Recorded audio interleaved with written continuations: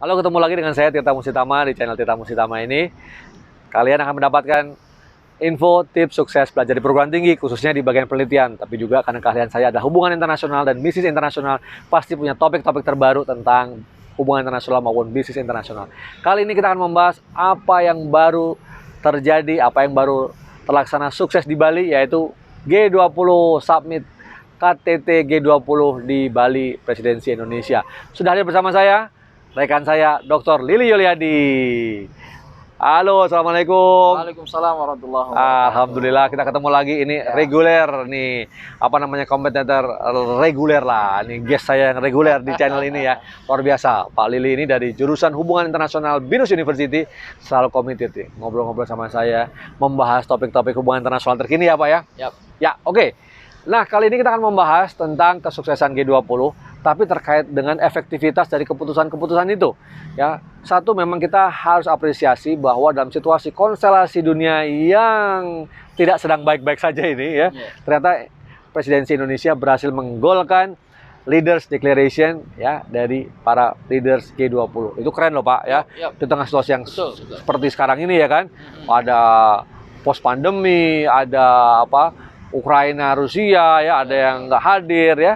Tapi 17 negara ini oke, semua hadir, solid gitu. Nah, tapi kita juga harus menjaga ekspektasi kita ya Pak ya. Bagaimana sih biasanya platform-platform global seperti itu yang sifatnya lebih multilateral, tapi yang harus kita ingat itu non-binding ya Pak ya. Nggak mengikat agreement-agreement itu. Nah, itu kira-kira bagaimana agar pertemuan-pertemuan yang seperti itu tetap memberikan manfaat kepada kepentingan nasional di setiap negara gitu. Nah, mungkin Pak Lili melihatnya ini gimana? Ya, pertama kalau kita lihat ya, kita sebagai tuan rumah, Presiden G20, otomatis kita mempunyai kepentingan dong. Oke, pasti ya, dong. Kepentingan itu adalah yang utama. Bagaimana kita capai kepentingan itu dalam G20? Ya. Ya, bukan saja pengiktirafan dunia bahwa kita bisa melakukan itu secara sukses. Betul. Tapi yang lebihnya itu, manfaatnya, dampaknya, betul. bukan secara nama, tapi secara ekonomiknya, sosial, ya, impactnya apa kira-kira. Ya. Nah, kita tahu bahwa G20 itu kan sebetulnya non-binding ya. Ya. Ini model ya asosiasi aja lah gitu. Model kumpul ya, paguyuban, kumpul ya. Membicarakan isu yang fenomenal, bagaimana menyikapinya gitu. Ya. Tapi dengan adanya kesepakatan, declaration of Summit G20 ini merupakan kesuksesan yang paling baik dan hasilnya kita harus kembali lagi kepada komitmen negara. Khususnya adalah negara kita.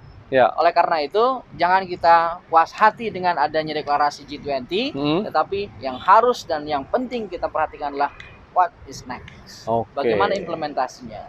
Ya. Komitmen yang harus ditunjukkan adalah bagaimana negara kita sesuai dengan apa yang kita deklarasikan. Yang kita deklarasikan itu semuanya adalah untuk kepentingan kita. Betul. Tetapi bagaimana kita memaksimumkan kepentingan itu dengan adanya committed ya, aktor, artinya para pemerintah ini memberikan kebijakan-kebijakan yang mengarah ke sana. Karena ini ya, betul ya, being agreed in global level, tapi implementasinya adalah national level. Komitmen national leaders untuk mengimplementasikan apa yang kita sudah sama-sama setujui dalam G20 itu penting. Khususnya adalah untuk mendapatkan keuntungan bangsa dan rakyat negara kita. Itu ya bagus banget ya. Saya sering katakan dalam berbagai macam tulisan, dalam vlog saya, video-video saya, atau dalam kajian-kajian dan pertanyaan di publik, itu terkait dengan surplus diplomasi. Selalu dari zaman dulu, Indonesia itu keren ya. Di diplomasinya surplus secara global. Artinya apa? Canggih banget deh, Indonesia itu jagoan di level global dan regional. Tetapi kembali bahwa semua diplomasi itu harus bermanfaat untuk nasional ya, bahkan lokal. Nah, di sini pentingnya komitmen dari para pemimpin negara, pelaksana kebijakan negara, pembuat kebijakan, dan kita semua stakeholders di Indonesia ini. Jadi misalnya presidennya sudah memimpin seperti itu, bagaimana gubernurnya, bagaimana bupatinya, wali kotanya, kepala-kepala dinas, bahkan ya pelaku-pelaku bisnis juga ya, subnational actors. Ya, ini penting juga, atau juga kelompok-kelompok masyarakat. Kita sebagai warga negara ya, penduduk Indonesia atau warga negara Indonesia juga harus kritis ya. Itu hasil dari G20 itu manfaatnya buat saya apa ya? Nah, kira-kira begitu ya. Yang harus kita ketahui, global era ini kita tidak bisa membiarkan orang terus menguasai sebagai player. Tapi sebaliknya kita juga harus jadi player. Kalau tidak jadi player, kita jadi objek. Kita jadi potensi target mereka, khususnya adalah pasar kita yang besar ya. 270 juta. Luar Ini biasa. ada potensi pasar yang betul. besar. Nah, oleh karena itu bagaimana kita menjadikan pasar ini bukan liability, tetapi menjadi aset. Aset dong pada pembangunan. Yaitu dengan memperbaikinya produksi kita. Bisa memberikan produksi dan layanan barang ataupun jasa untuk masyarakat luar di global level, bukan hanya untuk nasional.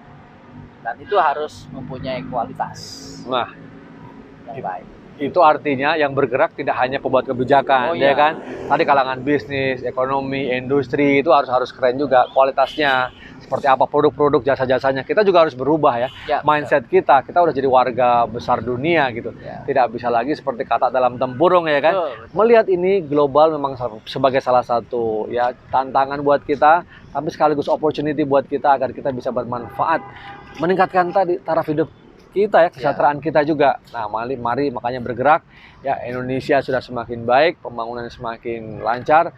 Semoga nanti ke depan semua itu bisa memberikan manfaat kepada bangsa Indonesia, generasi sekarang maupun khususnya generasi ke depan.